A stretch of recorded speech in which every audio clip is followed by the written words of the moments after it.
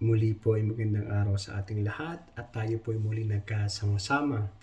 Muli po tayong nagpapasalamat dahil patuloy po tayong binibiya ng Panginoon ng kalusugan, ng maraming biyaya, ng maraming pag-asa at maraming kagalakan. Kaya po tayo ay blessed dahil tayo patuloy na nakakapagnilay sa kanyang mga salita. Napaka-interesting po ng ating pagdinilay para sa linggong ito at ang ating pong paksa ay tungkol sa batas ng pag-ibig, tungkol po sa pagmamahal ng Panginoon para sa ating mga Kristiyano na kanyang mga anak.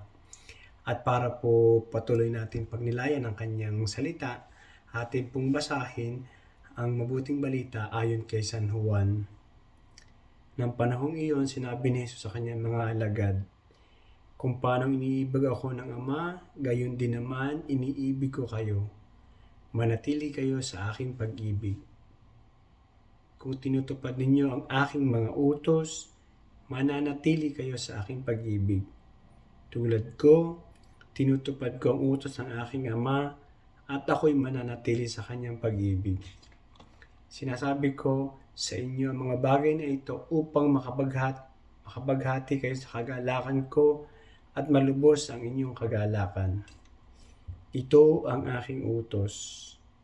Mag-ibigan kayo gaya ng pag-ibig ko sa inyo. Walang pag-ibig na hihigit pa sa pag-ibig ng isang tao nag-aalay ng kanyang buhay para sa kanyang mga kaibigan. Kayo'y mga kaibigan ko at tinutupad niyo ang mga utos ko. Hindi ko kayo inaaring alipin sapagkat hindi alam ng alipin ang ginagawa ng kanyang Panginoon. Sa halip, inaari ko kayong mga kaibigan sapagkat sinasabi ko sa inyo ang lahat na narinig ko sa aking Ama. Hindi kayo pumili sa akin, ako ang pumili at humirang sa inyo upang humayo at mamunga at manatili ang inyong bunga. Sa gayon, ang anumang hingin nyo sa Ama sa aking pangalan ay pagkakalob ko sa inyo. Ito ang inuutos ko sa inyo, mag-ibigan kayo."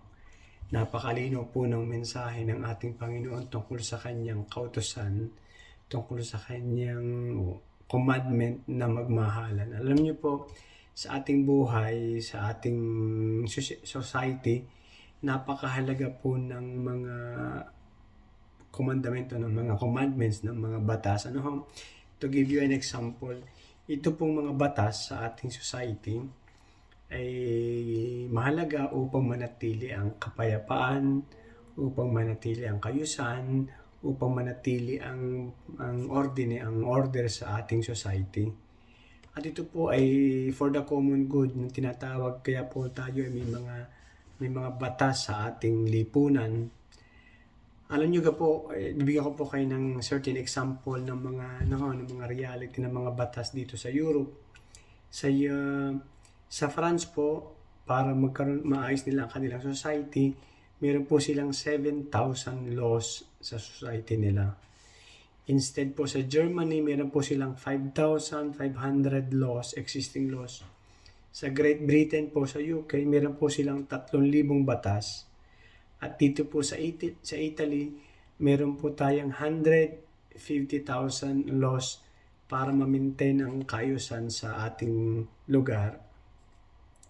At atin din pong balikan, ilang pong batas meron noong panahon ni Jesus Christ, kasi napaka-ganda din pong malaman bilang tayo po yung mga naku-curious ko ano po yung ng panahon ni Jesus Christ, kung ano yung mga batas na nag-i-exist.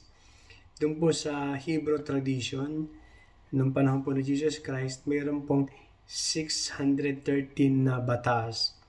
Yung pong 248 na legend na parang batas na yung mga dapat nilang gawin, at 365 na mga batas na dapat nilang iwasan, yung mga dapat hindi gawin. Pero kung mapapansin po natin na si Jesus Christ, although mayroong existing na laws ng Old Tradition, ng Old Testament, nung pagdating po ni Jesus Christ, siya na po ang kabuuan ng lahat ng batas na ito at ginawa po niyang masimple ang batas. Dati po ay napakaraming batas ng Hebrew tradition, 613. Pero si Jesus Christ po nang dumating, sinabi po niya, isa lang po ang batas na aking dala. Ito po yung pagmamahal sa Diyos at pagmamahal sa kapwa.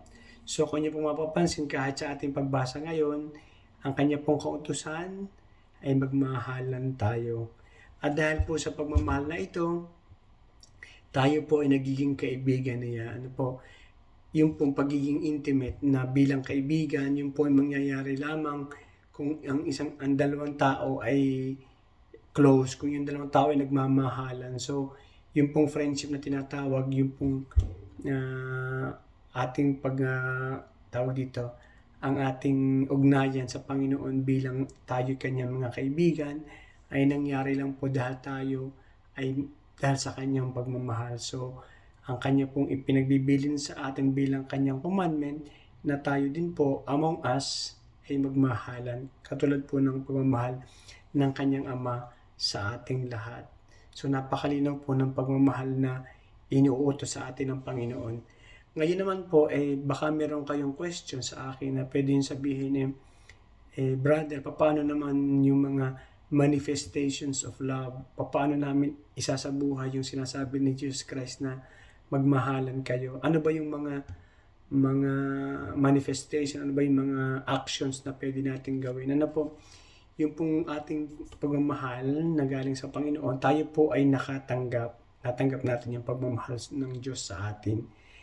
Napakadali po ng solusyon para paano natin i-manifest yung pagmamahal ng Diyos sa atin. Ang dapat lang po natin gawin ay isabuhay at ibahagi yung pagmamahal na ito. So yun po yung sikreto, yung pagmamahal ng Diyos sa atin, hindi natin dapat angkinin para sa ating sarili. Ang ating po solusyon ay isabuhay at ibahagi ang mga pagmamahal na ito. Paano po natin isasabuhay? Ano po yung mga concrete situation or action na pwede natin gawin?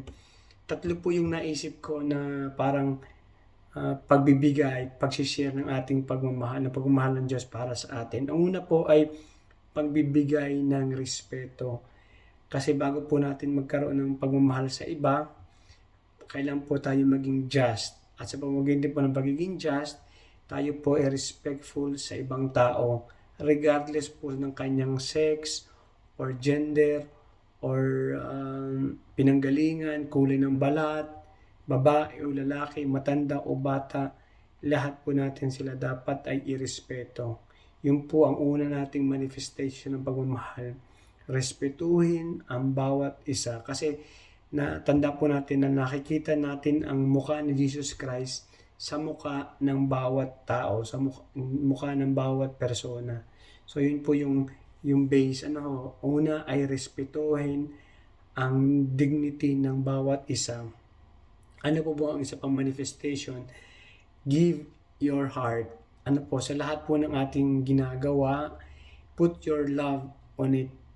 Kahit po tayo naglilinis ng bahay, tayo ay nag-aaral, tayo ay naglalakad, lahat po, nagluluto, naglalaba, put your passion, put your love sa lahat ng ginagawa natin. At para yun po ay magmamanifest ang pagmamahal ng Diyos sa atin sa pamamagitan ng ating pagmamahal sa ating ginagawa. In everything that we do, put your heart, give your best sa lahat po ng ginagawa natin. At yun, ang pagmamahal din po, tinatawag ay give your heart sa mga tao nangangailangan. Lalo po sa panahon ng pandemic, napakarami po ng mga taong nawalan ng trabaho, nagkaroon po sila ng difficulty sa pamumuhay, at hindi lang po yun, marami pong mga tao ang feel nila ay sila isolated, ang feeling nila ay sila ay napabayaan. So we give our heart to them. So pwede po natin silang tawagan, kumustahin. Yun po ay gesto, yun po ay activity ng pagmamahal, ng manifestation ng pagmamahal ng Diyos na pwede nating i-share sa ating mga kasama. Pwede din po na, yun nga po, nabanggit ko kanina na yung pagmamahal ay sa pamamagitan ng pakikinig sa mga tao. Marami pong mga tao na sa sobrang bilis ng panahon, wala na sila nakakausap. nagiging virtual na po ang ating reality. So may mga tao po na nangangailangan ng tao na pagsasabihan nila ng kanilang mga nararamdaman, na gusto nilang mag-share ng kanilang mga thoughts, ng kanilang mga feelings, ng mga pinagdadaanan. So tayo po dapat ay aware na may mga taong ganun sa ating paligid, at tayo po ay primo ay kailangan natin silang pakinggan, kailangan natin bigyan ng advice at maging malapit po sa kanila. At ang huli po na sinasabi kong pag-share ay pwede po natin silang ipagdasal. Alam po natin na hindi po lahat ng tulong material ay pwede nating ibigay sa ating mga kasamahang nangangailangan. Pero sa pamamagitan po ng pagdadasal at pag-lift up sa Panginoon para sa kanilang mga pangangailangan, ito po ay manifestation ng pagmamahal natin sa kanila. So, marami po tayong pwedeng gawin na manifestation of love, of the love of God para sa ating mga kapwa, para sa ating mga kasama sa trabaho, para sa ating pamilya, at para po sa ating mga kakilala. So, muli po, patuloy po nating isabuhay ang salita ng Panginoon sa pamamagitan ng napakagandang mensaheng ito para sa linggong ito. At sana po ay patuloy kayong biyayaan ng ating Panginoon. Marami pong salamat.